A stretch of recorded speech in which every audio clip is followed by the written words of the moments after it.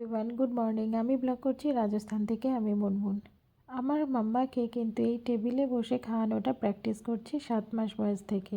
হয়তো সবসময় বসতে চায় না ঠিকই, তবে আমি কিন্তু এখান থেকেই ওকে বসানোর হ্যাবিট করছি। কারণ আমাদের সময় মায়েরা আমাদের এদিক ওদিকে ঘুরিয়ে পাখি বক্কর দেখিয়ে ভুলিয়ে ভালিয়ে খাওয়াতে, এতে অনেকটা পেশেন্সের দরকার এবং অনেকটা টাইমও লেগে যায়, এবং তাতে কিন্তু অনেকটা পরে গিয়ে বাচ্চা এরকম সুন্দরভাবে টেবিলে বসে খাওয়ার প্র্যাকটিস করে।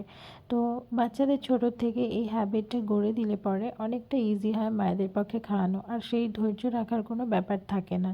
হ্যাঁ, ধৈর্য তো রাখতেই হবে, কারণ বাচ্চা খাওয়ানোর সময় ওদের পেছনে যদি আমরা পেশেন্স না রাখি তো সেটা খুব মুশকিল। যাই হোক, আর সবসময় কার্টুন না স্ক্রিন দেখিয়ে, ফোনের স্ক্রিন দেখিয়ে যে খাওয়াতে হবে তার কোনো মানে নেই। আমি কিন্তু আমার বাচ্চাকে অনেক রাইমস এবং গান শুনিয়ে শুনিয়ে ভুলিয়ে ভালিয়ে খাওয়াই। এখন যেমন আমি গান গাইছিলাম।